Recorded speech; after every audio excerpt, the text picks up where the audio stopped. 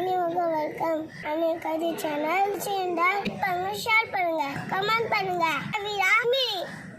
நன்றி. மொழிகளுக்கெல்லாம் தாயும் கூட. தாய்மொழி மட்டுமல்ல, மொழிகளுக்கெல்லாம் தாய். அப்படின்னா எல்லா மொழியும் இங்கிருந்து தான் உருவாகுது.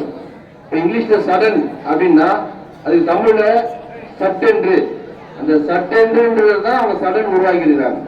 அப்போ இப்படி எல்லா வார்த்தைகளும் தமிழிலிருந்து தான் உருவாகிறது. அத்தகைய கல் தோன்றி மண் தோன்றா காலத்து முன் தோன்றிய தமிழ் குடி நம் குடி, அதை பற்றிய ஒரு கவிதை. தமிழை தாயை ஒரு மகனால் வளர்க்க முடியுமா? முடியாது. அதே போல தமிழை நம்மால் பாதுகாக்கத்தான் முடியும், வளர்க்கலாம் முடியாது.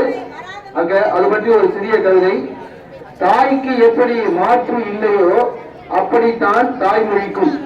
தாய்க்கு எப்படி மாற்று இல்லையோ அப்படித்தான் தாய்மொழிக்கும்.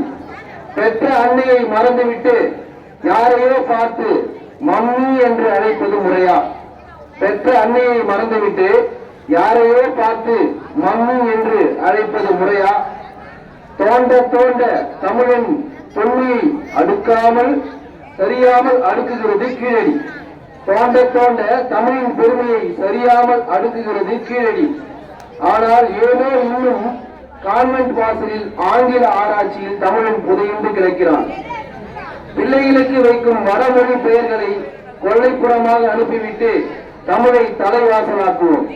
பிள்ளைகளுக்கு வைக்கும் வடமொழி பெயர்களை கொள்ளைப்புறமாய் அனுப்பிவிட்டு தமிழை தலைவாசலாக்குவோம்.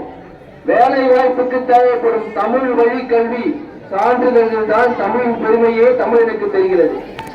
வேலை வாய்ப்பில் தேவைப்படும் தமிழ் வழி கல்வி சான்றிதழில் தான் தமிழின் பெருமையே தமிழுக்கு தெரிகிறது. தமிழை இப்போது இடஒதுக்கீட்டில் தான் வாழ்கிறது. தமிழை இப்போது இடஒதுக்கீட்டில் தான் வாழ்கிறது. இந்த நிலை மாற வேண்டும். உடலாய் பிற மொழி இருக்கட்டும், உயிராய் தமிழ் மொழி மட்டுமே. உடலாய் பிற மொழி இருக்கட்டும், ஆனால் உயிராய் என்றும் தமிழ் மட்டுமே. பிற மொழியும் கற்போம், பிற மொழிகளையும் கற்போம், ஆனால் தமிழ் மொழி கற்பாம். ஆனால் நம் தமிழ் மொழி கற்பாம். நம் மூச்சில் ஆக்சிஜன் மட்டும் இருந்தால் போதாது, அரை பங்கு தமிழும் இருக்க வேண்டும்.